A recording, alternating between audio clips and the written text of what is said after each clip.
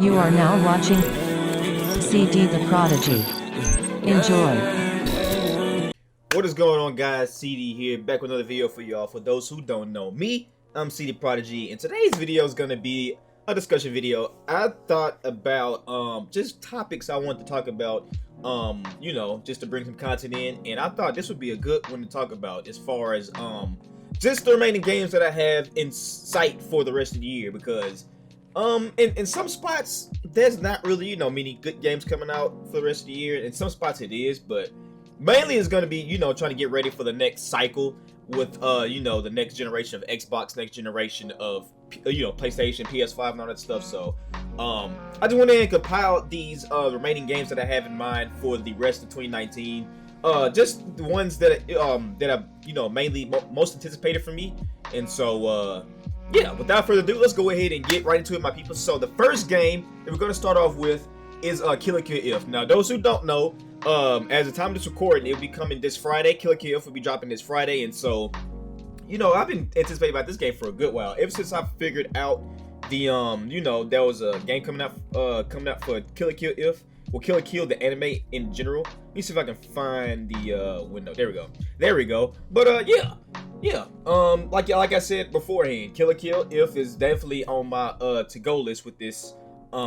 Just because it just, you know, it's an anime game. I haven't had a, you know, a dope anime game to play in a good while, and so it's, you know, and the impressions that I've had with this game as far as playing the demo and stuff, it's been really fun. And I feel like if the online is fine, we're gonna be good. I'm gonna be straight for a good while. Like, that's the main thing with the you know, with just the games nowadays, as far as you know, games like this, it takes, you know, the online aspect really can make and break a game.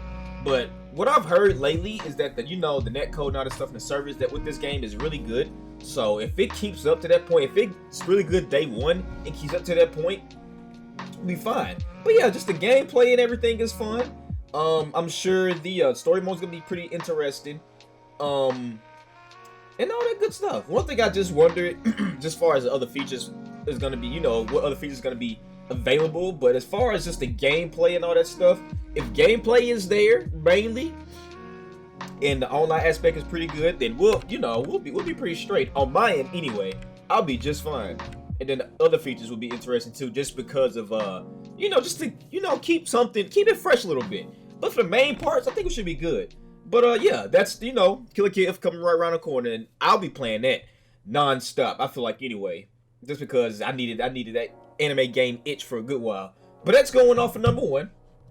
And so number two will be Astral Chain. Now, we end up seeing Astral Chain, I'm pretty sure we've seen it way before E3. I think they showed something about Astral Chain beforehand. I think they showed it with their Nintendo Direct a couple months beforehand. But this one looks pretty good too, and this one is the Nintendo's new IP, so this is really interesting. But yeah, just looking at this, it looks pretty dope too.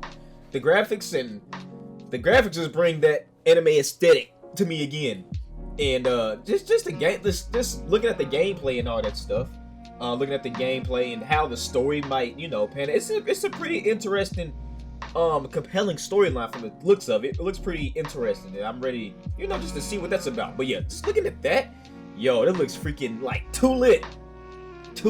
freaking lit. I just can't wait to get into this. This one comes out August 30th, I believe. I'm pretty sure that this comes out August 30th, so we got a month until Astral Chain actually comes out. But excuse me. But it's gonna be really interesting. It's really gonna be interesting to see how this pans out, and this being their new IP, one of their newest IPs for Nintendo and the Switch.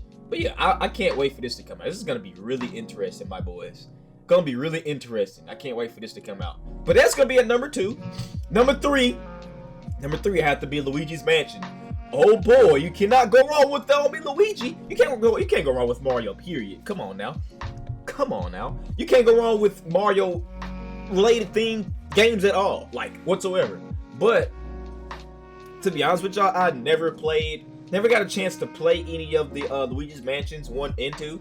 But I think from what I've heard, Luigi Mansions 1 was, you know, pretty fun. The second one was, I guess, mediocre. That's what I've heard, so I wouldn't know. But I can't wait to see what this is about. Just, you know, with me being, me being a big fan of Mario, in general, I feel like it's gonna be fun. But I can't wait to pick this up too. This one's coming out in October, Halloween actually, October 31st. But yeah, this one looks pretty interesting. Just reminds me of just a Mario themed Ghostbusters.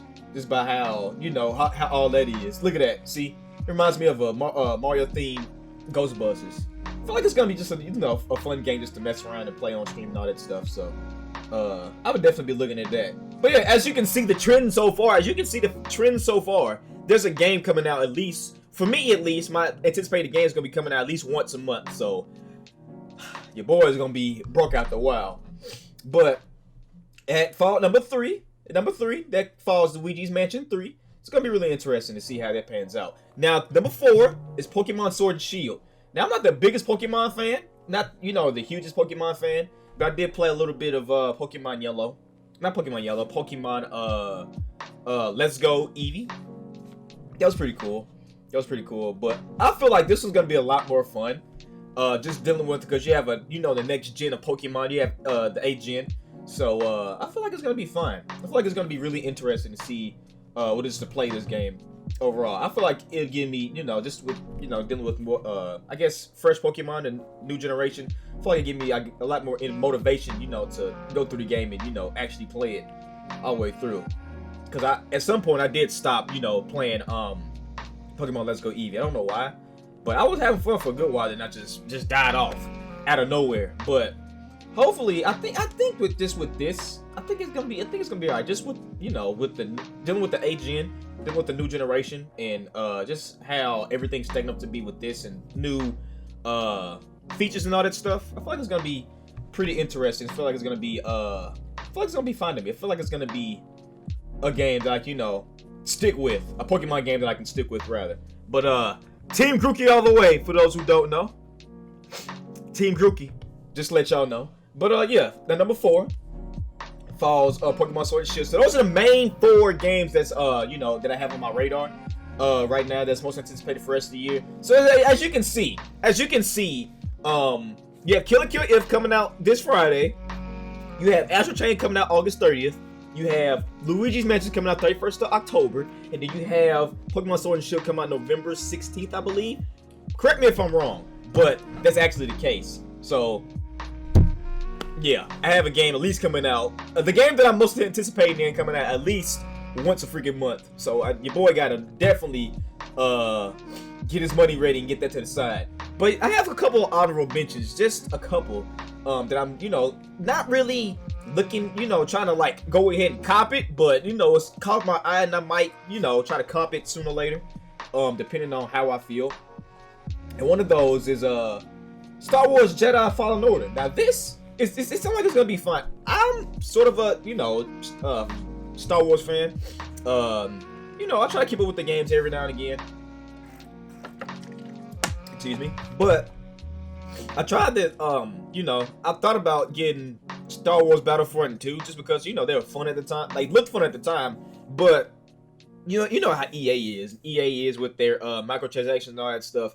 That's what really, killed the momentum with me trying to buy Battlefront 2 last time, because I was like, yo, I haven't played a Star Wars game in a hot minute. I want to cop this.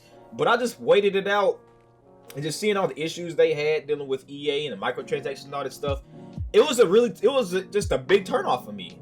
And I just really hope that's not the case with this game. Like, this really seemed like it's gonna be, a fun game to play. It's dealing with the story and all that stuff. I feel like it's gonna be fun. But yeah, main thing, I'm not gonna cop this day one. It's just mainly because they say, EA says, they're not gonna go towards microtransactions with this game. But I mean, what I don't know.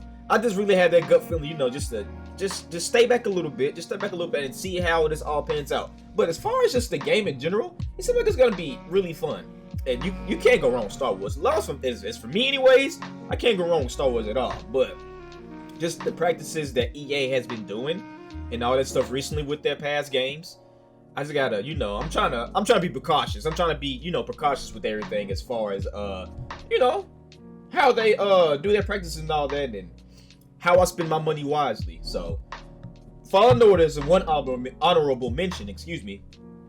And the last one is Death Stranding. Now, to this day, to this freaking day, I still don't know what the hell this storyline is.